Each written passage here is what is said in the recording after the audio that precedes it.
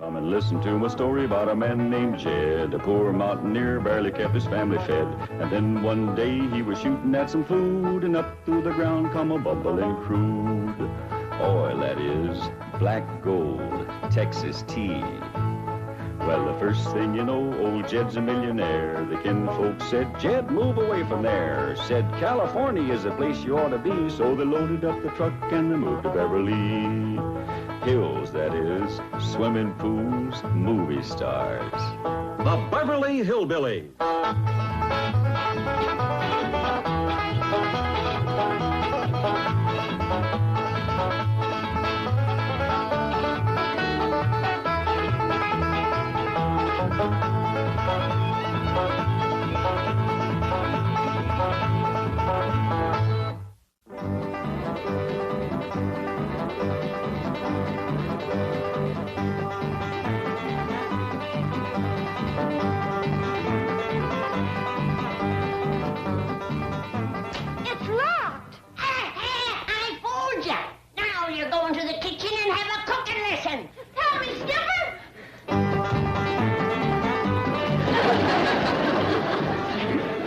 Who could have locked this and took the key? Wasn't me, Uncle Jed.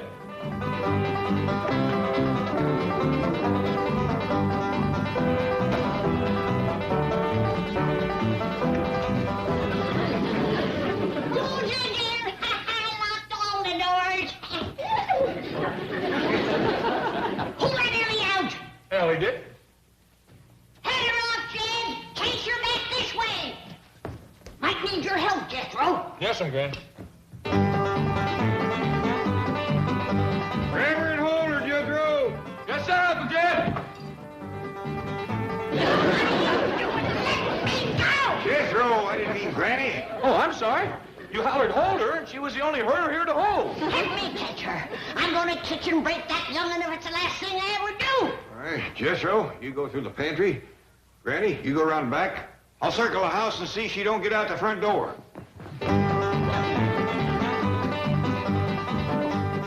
Hurry, Skip. Unlock the door.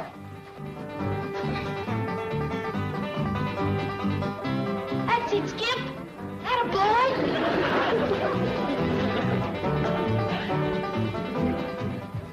Come on, Skip. Turn the key. I got you trapped now. Hurry, Skip.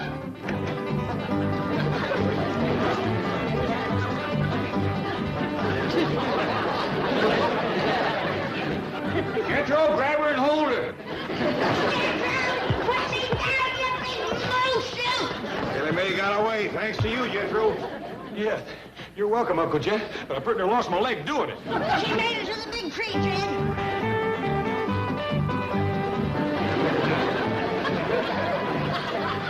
Jethro, how about shinnying up that tree and getting her down?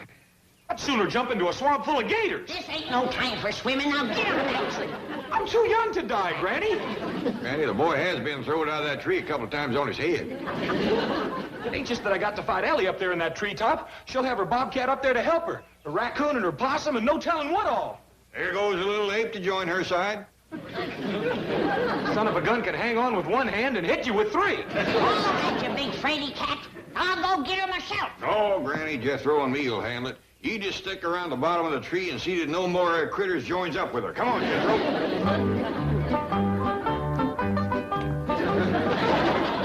That's what you promised me, Uncle Jed. Yeah, boy, put down your end and run. Where's Jethro? I'm gonna beat him up. You ain't gonna beat nothing but a great big batch of biscuit dough. Now you get busy and make your pa a nice pan of hot biscuits. You want hot biscuits, Pa? Well, it ain't that, Ellie. It's just that we figure you ought to be able to bake biscuits for your husband. Well, I ain't got no husband. Well, we're hoping all that'll change. You see, here in Beverly Hills, the girl's got a chance to marry up with a handsome movie star. Yeah, like Tom Mix or Hoop Gibson. Well, Granny, I hear tell that they got some new ones. Miss Jane was talking about a fellow named Cary Grant. Grant? I don't think he's any relation. Now, Ellie Mae, supposing you was to marry up with Cary Grant, and old Cary looked up from the supper table and he says, Ellie Mae, honey, I'm just a honing and a pining for some hot biscuits to sop up my red-eye gravy. What would you say to that? I tell him to make his own biscuits the same way he made the gravy, because I can't make that neither.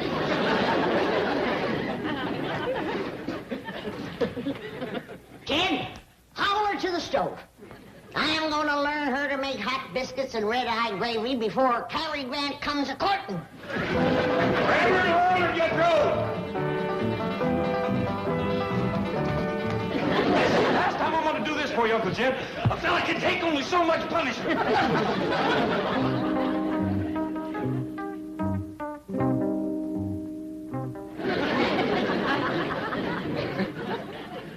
Ellie Mae, looks to me like you might be fixing to make biscuits.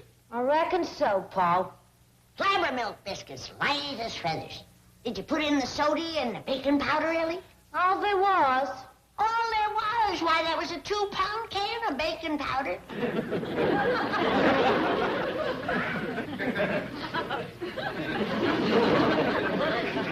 I don't want to worry nobody, but that clump of dough just took a deep breath.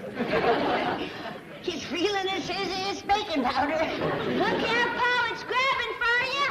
What do we do, Granny? Well, we got two choices. We can either stay here and fight it or get out and give it the kitchen. I'd say let's fight. What do you want to do, Jed? Well, I'm kind of in favor of getting out of here. Well, that gives me the deciding vote. Now, let's see.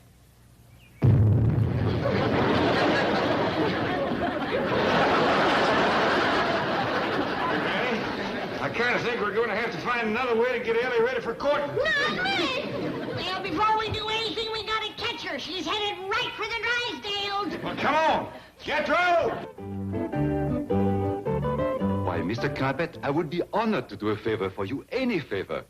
It was you who gave me the opportunity to become a couturier. It was you who gave me this magnificent salon. Oh, vous êtes formidable. Vous êtes très généreux. Vous êtes un grand gentilhomme. Vous êtes... Now, Morris, before you say too much, maybe you first better hear the favor I'm asking. Commandez-moi. Well, Ask me anything. Oh, well, it's about my daughter, Ellie Mae. Ah, Ellie Mae. Très ravissante. Yeah. Your daughter is beautiful. Oh, yeah, kind of high-spirited, though. Matter of fact, Granny has given up the idea of kitchen breaking her. We figure we're going to have to get her husband city style. City style? Yeah, with good looks, polite manners, and pretty clothes. And you want me to provide the clothes? And the manners, too, I reckon. Bring her in. I will begin immediately. You sure it ain't asking too much? My pleasure, Mr. Clampett. All right. Jethro! Granny! Bring her in! You best stand back, Morris. She's a mite snappish when she's first unwrapped.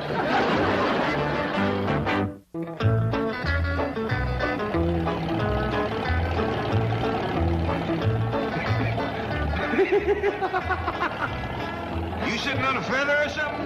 No, sir, Uncle Jim. I'm just thinking about what that dress shop is going to look like when Ellie Mae gets done bouncing that Frenchman off the wall. She's going to turn that dude every way but loose. Ellie Mae don't balk at wearing pretty dresses. She done herself right proud in that style show, didn't she, Granny? Yeah, but I still say we should have hobbled her to the stove and learned her to cook. It ain't fitting for a girl to get married if she can't cook. Well, I was talking to Morris about that. He says cooking ain't too important.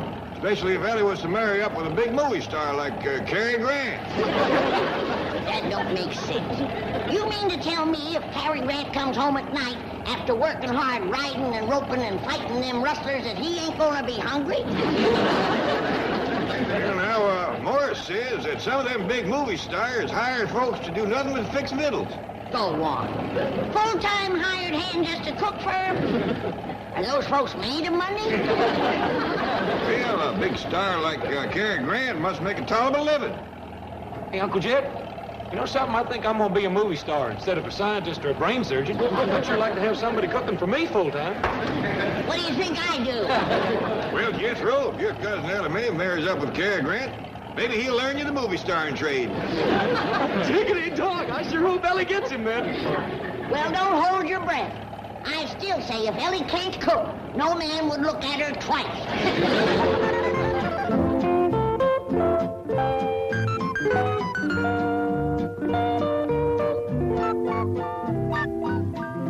This is for both. Un rêve. Exquise. Ravissant. Adorable. No. Une princesse. Are y'all making fun of me? Oh, mais non, Eline. We were saying that you are beautiful. Ah, c'est belle pour n'importe quel homme. Madame Pauvin will teach you some French, along with other things. You will find it very useful. Oh, avec plaisir. Oh, I have an appointment now with an important new customer, the wife of a bank president. Come, Ellie. I want to see you in a dark wig. I'm sure the effect will be absolutely stunning. Don't wait for me, Jenkins. I'll be a long time, I hope.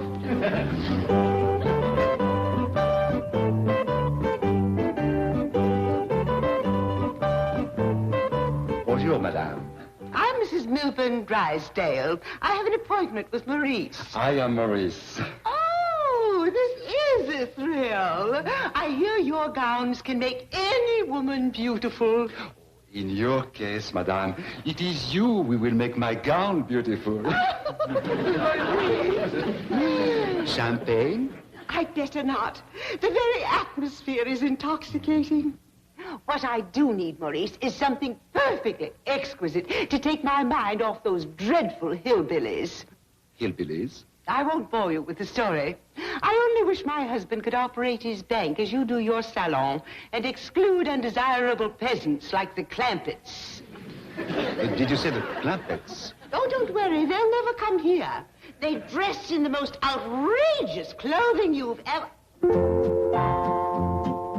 Who is she? Who, madame? That divine creature who just... There she is again.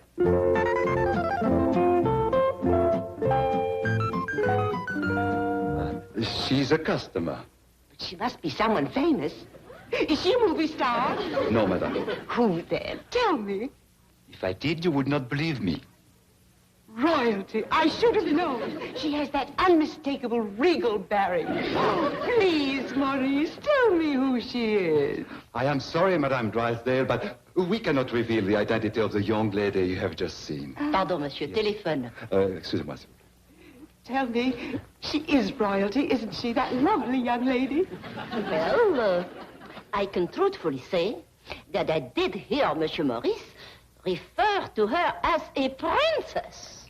I knew it. This is just too thrilling.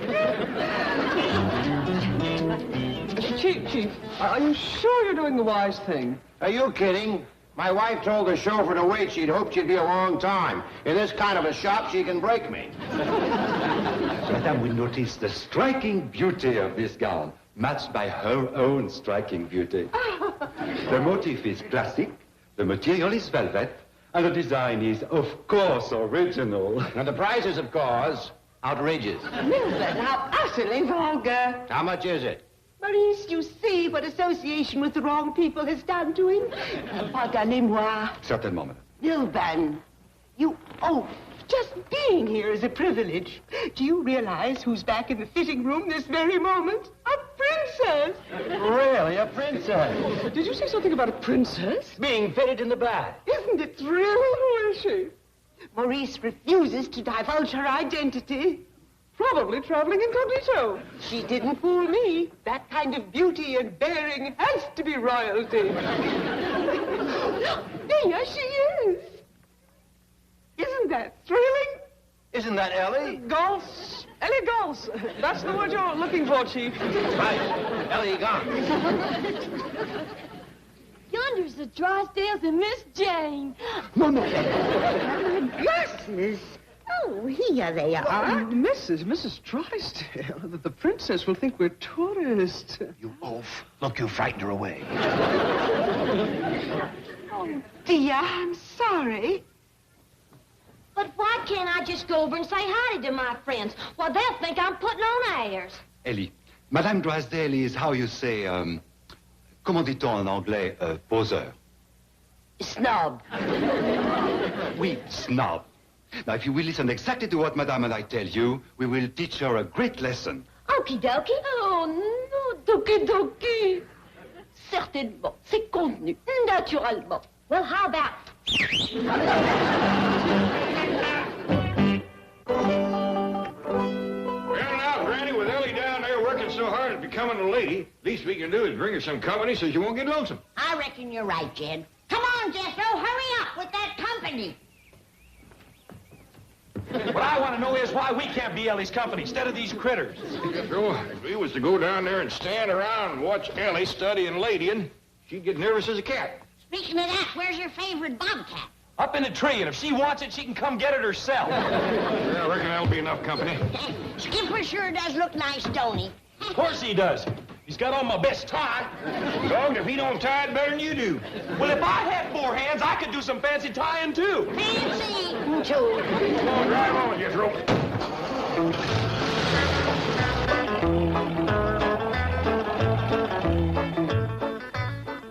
Milton, you bourgeois banker, how can you just sit there when we may be about to meet royalty? I have tremendous self-control. What did you find out? Who is she? Where is she from? Is she really a princess? Can I meet her? Did you speak to her? Mrs. Drysdale, please. She has agreed to allow you to be presented to her. Oh, marvelous! However, her identity must remain a secret. I understand. International intrigue and all that sort of thing. She will speak to you only through her interpreter. Oh, I must call a special meeting of my bridge club and tell them of this.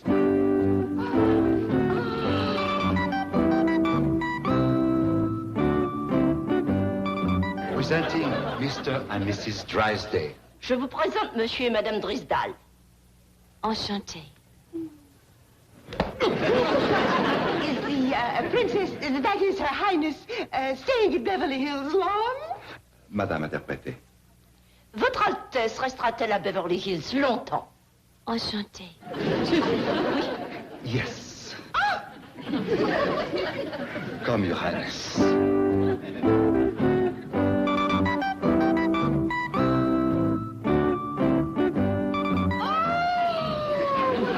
Exciting experience. You see, Milburn, that is real quality. The product of generations of breeding and culture. She represents something that mere money cannot buy. I agree. Me too. Staying in Beverly Hills for a while. Perhaps we can persuade the princess to appear at our huge party. What huge party? The one we're giving for the princess. Now, Margaret. Hathaway, you're very clever at arranging these things. Do speak to her interpreter. Enchanté.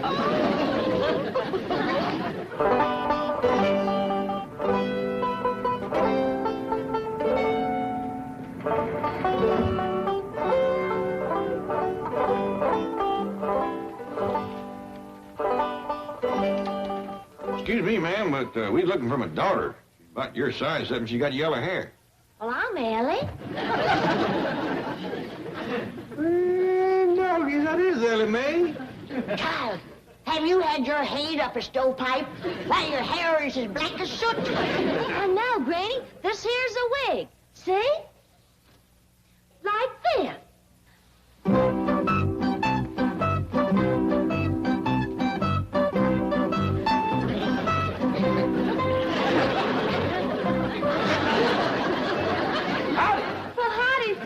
Sure is good to see you. You too, Jethro. Thanks. Oh, good. The entire royal family is here. Mrs. Drysdale would like to give a huge party for Ellie Mae. Mrs. Drysdale? She was mad at us this morning. Yeah, we was chasing Ellie, and we cut across her outdoor card parlor, and she got awful riled at us. Come in throwing things at us. Little sandwiches. They was good, too. Her attitude has changed. Will you attend the party, Ellie? Well, is the rest of my family invited, too? Mrs. Drysdale would be thrilled at the prospect. Excuse me. You see, Ellie, what becoming a lady has already done for you? Yes, sir, Paul. Did you speak to her? Will she accept? The princess will attend your party if her family and retinue are also guests. But of course they're all invited. I'll be honored. I shall so inform Her Highness. Now, Milton, if we are going to entertain the royal family, I insist that those untouchables next door be moved out. Margaret, How would you like it if the princess and her entire family and retinue were to occupy the Clampett mansion? Oh, Milburn, I'd be the happiest woman in the world. No more complaints about the Hillbillies? Never. And your mother will stay in Boston? Forever. Then you have my word on it.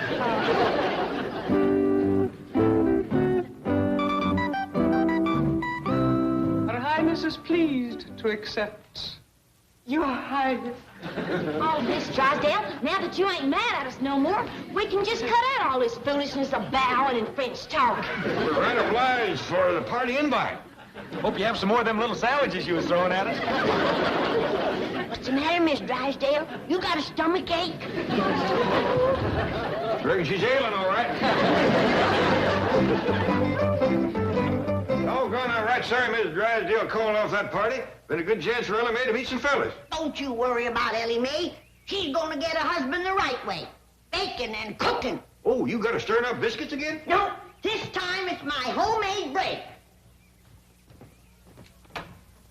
How you doing, Ellie Mae? All right, I reckon.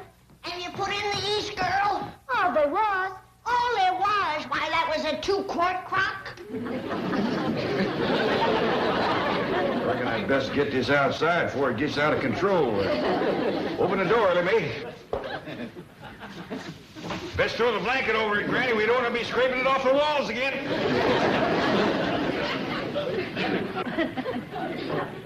Now I know what Cousin Pearl used to say to you, Ellie Mae. Marry a man that knows how to make dough.